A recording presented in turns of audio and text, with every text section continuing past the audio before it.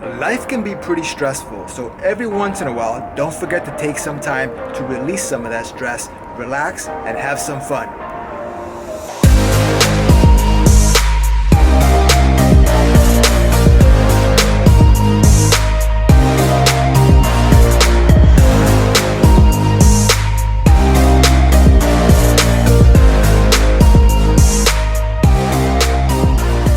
Welcome back to yet another video, and today we're going to talk about 3 simple and fun ways that I use to manage the stress of everyday life. Now, everybody has stress. We know that. It's coming at you politically, economically, biologically, if that's a word.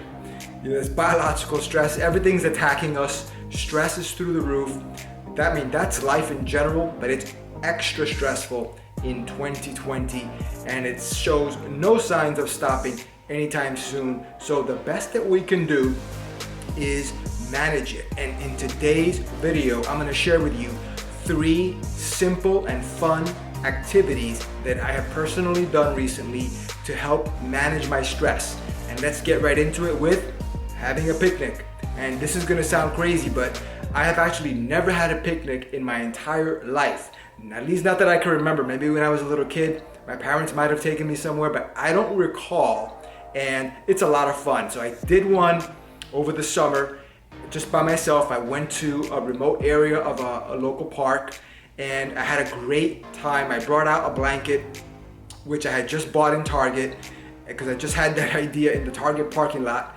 And I literally had not much prepared. Like I said, it just spur of the moment decision to have a picnic. It was a day off from work. I decided, you know what, let me have some fun, something different. It was a nice day, and I did it. And I actually, it's crazy, but I actually did not prepare to the point that I had no regular food. Basically what I did was I had a protein bar that I had bought in Target. I used that, put the blanket down, had a bottle of water. That was my picnic. And it was great. I had fun. I was people watching, from far away from a distance, because there was a lot of social distancing. Everybody had masks, including myself, because it was far away. It was a remote part of the park. So it was great, safe, relaxing. The stress levels went right down. It wasn't like I had crazy stress, but there's stress that you have sometimes and you don't realize you have it until you do an activity that makes you calm and relax, and then you realize, wow, I guess I did have a little bit of stress, because I feel a lot like a weight has been lifted off my shoulders. And that's how I felt. I only went for about a half hour, then I got sick of it, went back in the car, went back home. But you know what? I did it again a month later, and this time I prepared myself just a little more. I brought 2 protein bars, 2 different protein bars that I have not had before. Now this is crazy. I don't want to bring a sandwich. I don't eat sandwiches. And I don't know why I just kept bringing protein bars for the picnic, but that's what I did. But I had fun, brought 2 different protein bars, another bottle of water, and this time I used my phone to play some music. Again, socially distant. I was in a remote part of the park again, and it was great. I did it again, and I did it again after that, another time, and it was fantastic. I encourage you to try having a picnic. And by the way, here's a little pro tip, common sense tip, and I'm going to do this myself, although I haven't done it yet, is when it gets a little colder, or even a lot colder, I'm still going to have a picnic. You know why? Because I like that feeling of just the relaxation that it gives me. And what I'm going to do is I'm going to have it in the car. So I'm going to drive to the park, park in a nice scenic spot in the park, and I'm going to have a picnic in my car. I might open the windows, I might not, who knows, but I'm gonna bring my protein bars again, my water. I'm gonna keep doing that until I get sick of that, and then try another activity.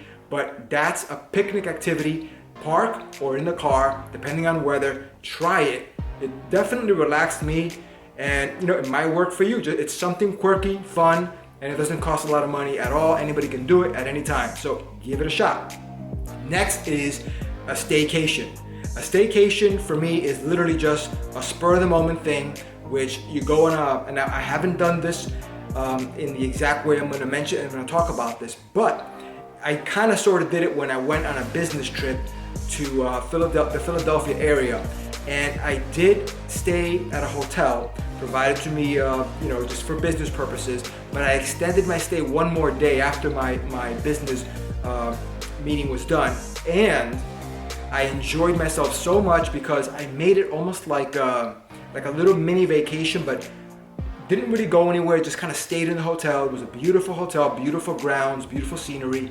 The view on the hotel room was perfect. The common areas of the hotel were very nice.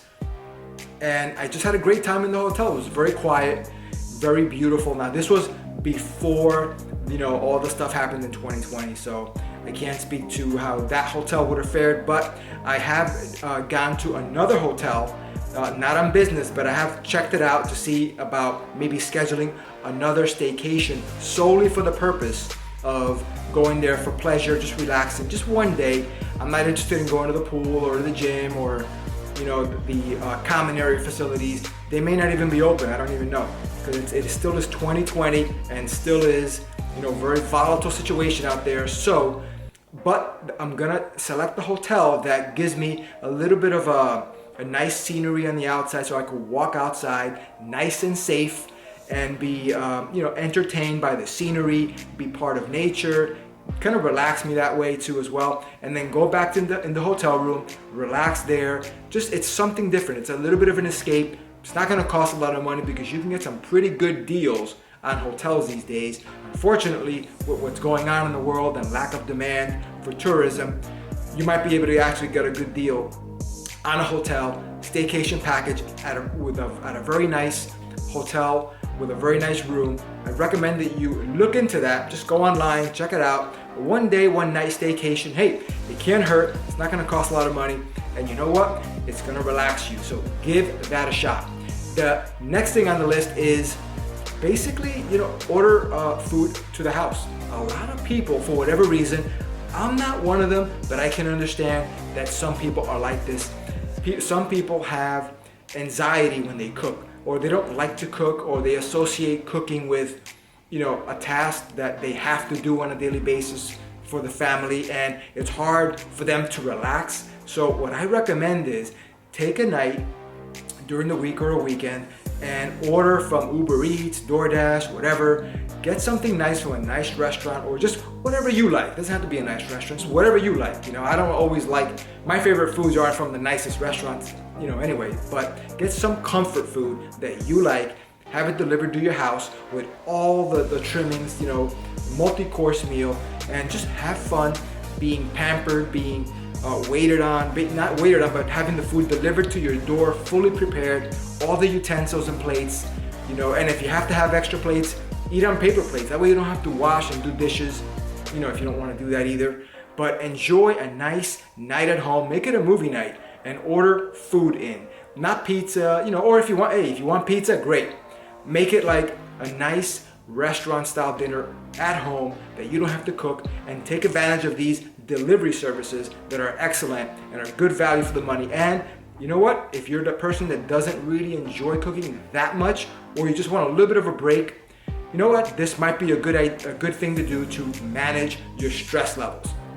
And the other thing that I do that I really want to emphasize is something that, if you're a coffee drinker, you know what? I got an easy one for you. Get some coffee. I got this coffee in Starbucks, and I'm not even a coffee drinker. I don't even know what this is. Let me just read it back. I don't know what the name of it is. I think it's a caramel brulee or something like that, but it tastes great. I really love it, the taste of it. Now, I can't say I'm gonna be getting this all the time because I'm not a coffee drinker, and this is kind of a large cup. But the reason I got this coffee in Starbucks is because I like actually the way the cup looked.